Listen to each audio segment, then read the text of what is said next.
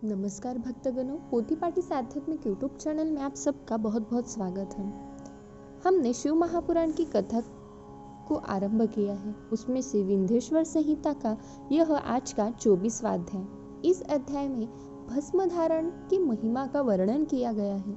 तो आइए बढ़ते हैं अध्याय की ओर। सूत जी ने कहा, हे ऋषियों, अब मैं तुम्हारे लिए समस्त वस्तुओं को पावन करने वाले भस्म का महात्म्य सुनाता हूँ। भस्म दो प्रकार के होते हैं, एक महाभस्म और दूसरा स्वल्प भस्म।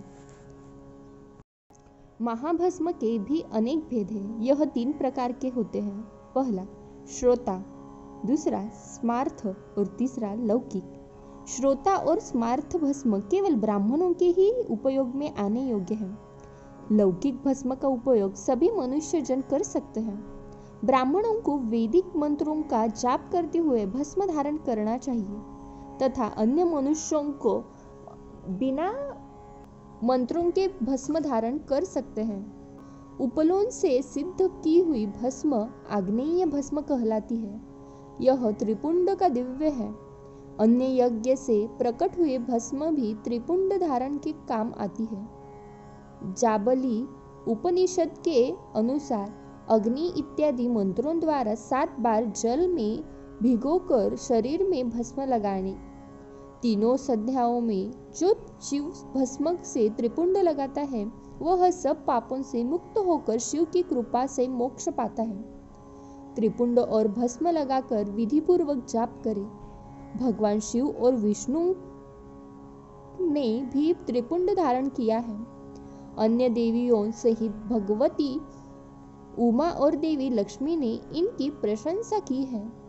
ब्राह्मणों, क्षत्रियों, वैश्यों, शूद्रों, वर्ण संकरों तथा जाति भ्रष्ट पुरुषों ने भी उद्धलून एवं त्रिपुंड रूप में भस्म धारण की है। महर्षियों, इस प्रकार संक्षेप में मैंने त्रिपुंड का महात्म्य बताया है। यह समस्त प्राणियों के लिए गोपनीय है। ललाट अर्थात माथे पर भौं के मध्य भाग में भौं के अंत भाग जितना बड़ा त्रिपुंड ललाट में धारण करना चाहिए। मध्यमा और अनामिका उंगली से 2 रेखाएं करके अंगूठे द्वारा बीच से सीधी रेखा त्रिपुंड लगाते हैं। त्रिपुंड अत्यंत उत्तम तथा भोग और मोक्ष देने वाला है। त्रिपुंड के एक एक रेखा में 9 देवता है जो सभी अंगों में स्थिर है। प्रणव का प्रथम अक्षर अकार, गाह्यपत्य, अग्नि, पृथ्वी, धर्म, रजोगुण, ऋग्वेद, क्रियाशक्ति, प्रातः, सवन तथा महादेव है। ये त्रिपुंड की प्रथम रेखा के 9 देवता है। प्रणव का दूसरा अक्षर उकार, दक्षिणाग्नि, आकाश, सत्वगुण, यजुर्वेद, मध्यान्ह, सवन, इच्छाशक्ति, अंतरात्मा तथा महेश्वर, ये दूसरी रेखा के 9 देवता हैं। प्रणव का तीसरा अक्षर मकार यानी आहवनीय अग्नि, परमात्मा, तमोगुण, द्युलोक, ज्ञान शक्ति, सामवेद, तृतीय सवन तथा शिव, ये तीसरी रेखा के 9 देवता हैं। प्रतिदिन स्नान से शुद्ध होकर भक्ति भाव से त्रिपुंड में स्थित देवताओं को नमस्कार कर त्रिपुंड धारण करे तो भोग और मोक्ष दोनों की प्राप्ति होती है।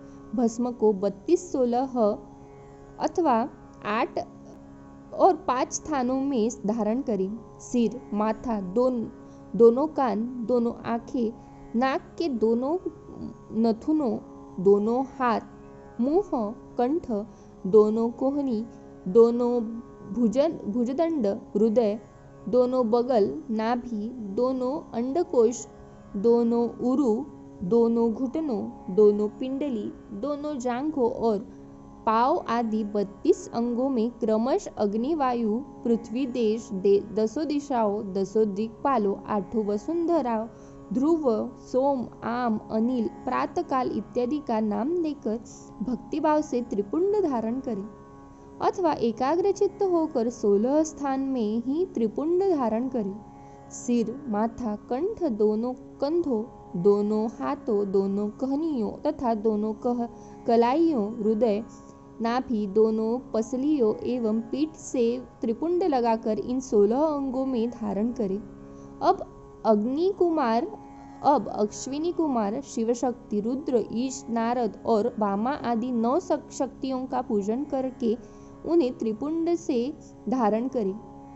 सिर, बालों, दोनों कान, मुंह, दोनों हाथ, हृदय, नाभि, उरुयुगल, दोनों पिंडली एवं दोनों पांवों, इन 16 अंगों में क्रमश शिव, चंद्रमा, रुद्र, ब्रह्मा, गणेश, लक्ष्मी, विष्णु, शिव, प्रजापति, नाग, दोनों नाग कन्या, ऋषि कन्या, समुद्र, तीर्थ इत्यादि के नाम स्मरण करके त्रिपुंड भस्म धारण करें।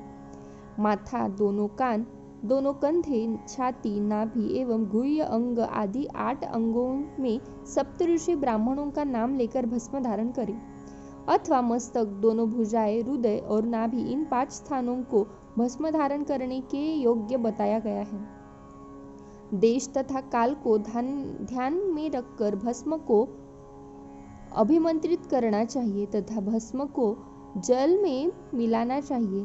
त्रिनेत्रधारी, सभी गुणों के आधार तथा सभी देवताओं के जनक और ब्रह्मा एवं रुद्र की उत्पत्ति करने वाले परब्रह्म परमात्मा शिव का ध्यान करते हुए ओम नमः शिवाय मंत्र को बोलते हुए माथे एवं अंगों पर त्रिपुंड धारण करें। यह